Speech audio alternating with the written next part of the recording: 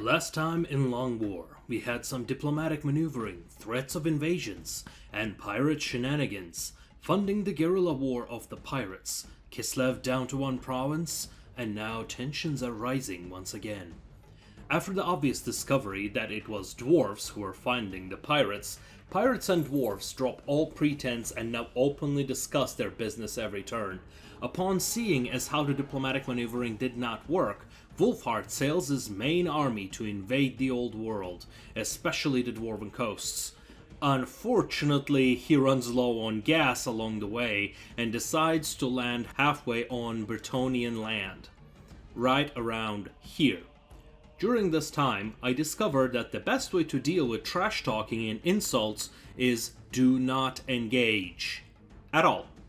You don't need to. If they got actual proposals, take a look at the content and not the flair. But otherwise, disconnecting oneself from that is actually the best.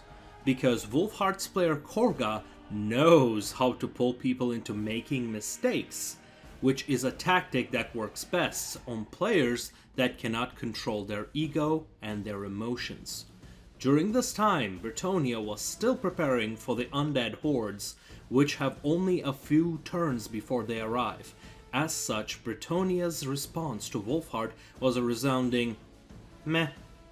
With that said, due to his proximity to Bretonnian capital, Bretonnia still raised a few armies to intercept, but they were not in a rush.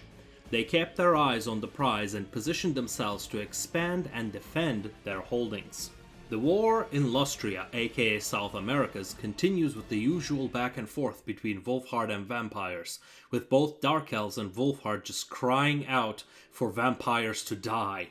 They realize that this is just something they have to live with, for Gusan does not back down from a fight, and quite frankly had the most influence on the game so far, despite having very few provinces.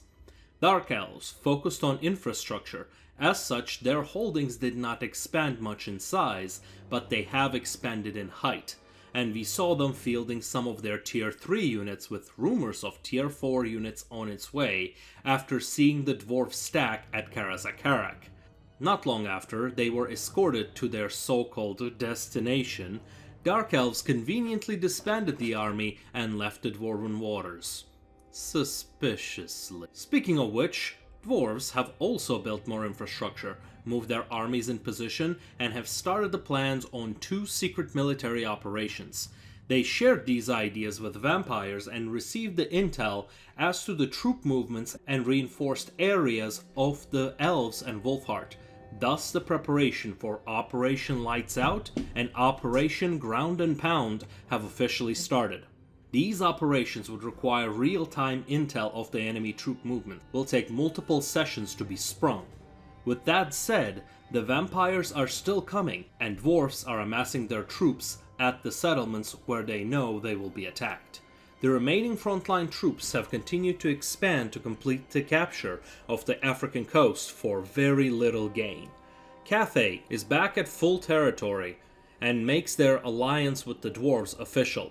After seeing the dwarf troops and their construction, they decide to plan some operations of their own, as they play catch-up at this point, but they are there. And Kislev is alive and slightly expanding north under Bretonnia's nose. This was a shorter session, but the plans are being brewed and plots are coming. And now the next session, 2 of the players will be eliminated. Guess which players will be out of the game in the comments to win absolutely nothing, and I'll see you next time.